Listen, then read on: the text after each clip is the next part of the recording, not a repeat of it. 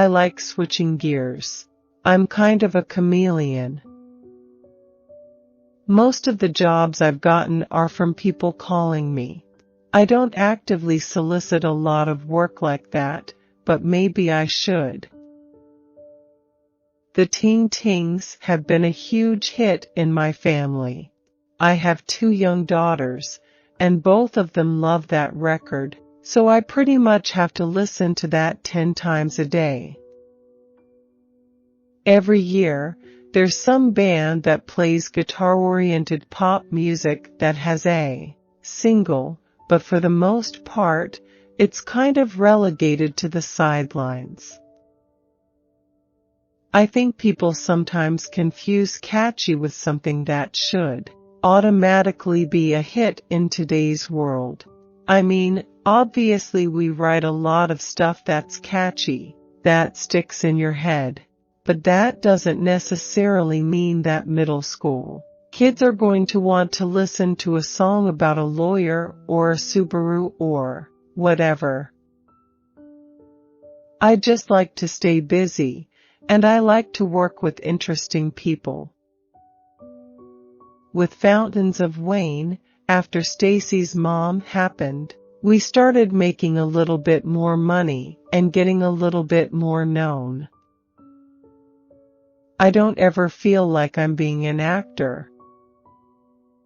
The Mall of America, outside Minneapolis, is just a mall. Yeah, it's big. So, like, instead of your typical 12 Starbucks, there are 30. One of the more surreal days I've ever had in a recording studio was Martin Fry teaching Hugh Grant his old dance moves, showing him how to do the hair flip and the point, and all these sort of trademark moves of his. I think in most cases, when you're writing a song, you're just making up a little story, and you're not really thinking about making a point one way or another about it. You're just coming up with a little scenario and seeing it through, and that's it. I've never really had the desire to be a front person or a solo artist. I don't really create that much of a hierarchy in my mind. Making your own records is really satisfying in the sense that you more or less get to do what you want.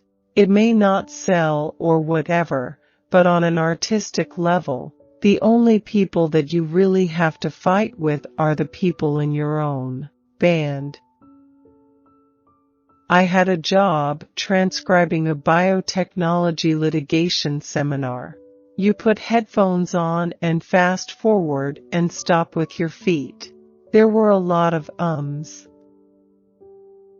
In promotional mode, every day is a series of decisions. You can easily fill up your day with checklist stuff. A song sometimes ends up with its own internal logic. Most of your day is spent working, and being in a band is no different. We're just business travelers in a way. Bands like REM and even The Replacements, during that initial wave of college rock, would sell 40, 50, 100,000 copies of a record, and that would be seen as extremely successful and definitely enough to keep doing more. I usually start with a lyric and see where that takes me.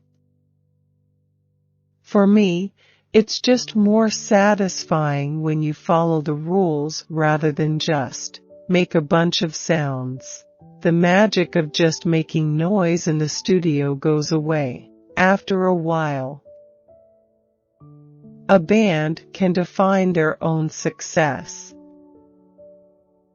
I just try to tell a story rather than present an open diary to the world. If you're sitting in a place like Martha's Vineyard, I don't think you're going to write a song about a ski resort. Andy Chase and I were keyboard players originally, and we became guitarists later. but it's fun for us to focus more on the keyboard stuff sometimes. I always have to be thinking about who's going to be singing this song, what the context is. I don't sit around just writing in a vacuum, ever. With Fountains of Wayne, I almost always start with lyrics, maybe not the entire lyric, but I almost always need a couplet or something, and then I work from there. With Ivy, it's much more about the atmosphere and the vibe. What should a song be about? It's a trick question for songwriters because lots of amazing songs aren't about anything. Or, at least, they're not about anything that's obvious or logical. I tend to write songs that are about something pretty specific. A lot of them tell some kind of little made-up story. I think I initially started inventing characters in my songs because I didn't want to write directly about myself. Also, as a kid, I loved all the character names in Beatles songs, like Eleanor Rigby and Lovely Rita and Mean Mr. Mustard and Maxwell and Rocky Raccoon. As a writer, I find it very satisfying when a lyric suddenly ties together more neatly than you expected it to. But for the listener, hearing a good lyric is not generally as exciting as hearing a great beat or a great riff or a great melody or even a distinctive singing voice for the first time. In the 80s, they were using an awful lot of technology but hadn't really figured out how it worked yet. You had these really great, simple pop songs turned into these gigantic overproductions. The Cleveland Cavaliers are forced to play in something called the Quicken Loans Arena. This is a terrible name for a sports venue. Scotland is a picturesque country where the people are friendly yet completely incomprehensible. Also, the national delicacy is a sheep's stomach filled with its liver, lungs, and heart. Saxon, if you are unfamiliar, is a British heavy metal band that has been around since the mid-70s and was, in no small part, the inspiration for Spinal Tap.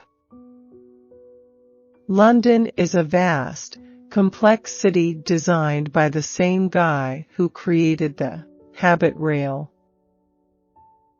Coachella is a magnet for music biz luminaries such as Tara Reid, Paris Hilton, and Cameron Diaz. I think one of the pitfalls of doing your own music is that sometimes you can never be satisfied with it, you're afraid to say that it's done, and you keep reworking it or re-recording it or rewriting it. With the TV stuff, we usually hand in final, finished tracks. The turnaround time is so tight that there's no time to demo anything, you just do it.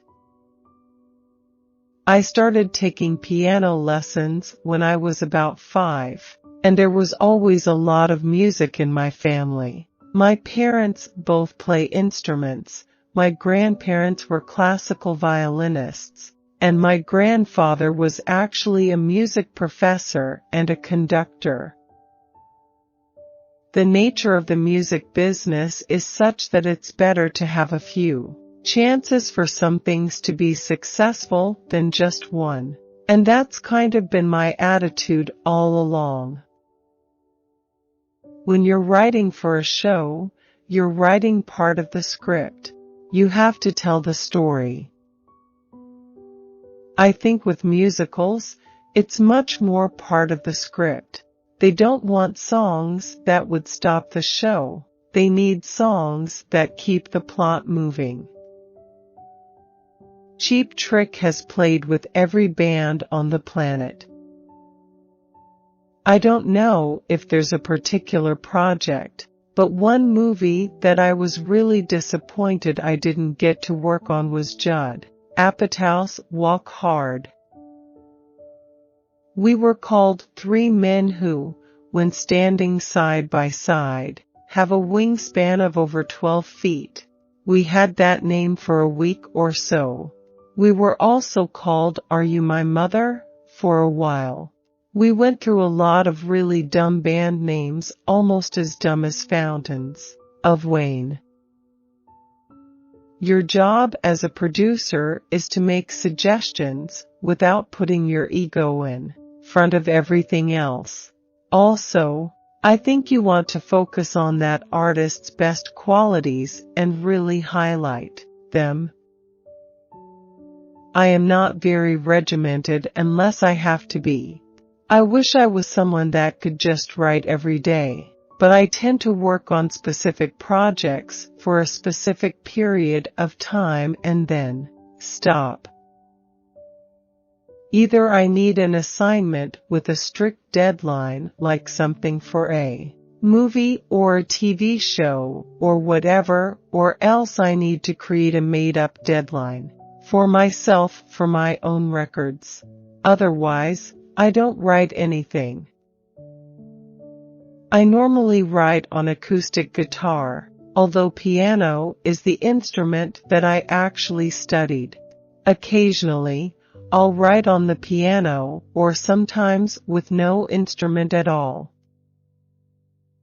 I generally prefer to come into the studio with a fully written song and then work on the arrangement with the band. Sometimes even the arrangements are pretty much already worked out in my head, but other times we experiment. Really, music is what I'm interested in, and the lyric part of it came from just having to have something to sing. I think when we were starting out, it was more about imitating our songwriting heroes. We would try to write songs like Neil Finn, or we would try to write songs like Ray Davies, or we would try to write songs like Glenn Tilbrook. It would probably be better if I got involved in fewer things, just because I'd have more time to write for my own purposes. But if somebody calls you up with a really cool project, it's hard to just say no, because you don't feel like working. The truth is that I don't work any harder than anyone else in the world. I don't work 18-hour days. I don't stay up until 4 in the morning trying to finish a line. I'm just like anybody else. I have stuff to do in the day, whether that's writing a song or recording a song. I try to treat everything I do as just work. It's always been my philosophy to keep a lot of balls in the air. With music, most things don't pan out, so you try to increase your odds by being involved with a million things at once. I'm not comfortable as a lead singer. Maybe I could do it in the studio, but I wouldn't have the confidence to play shows.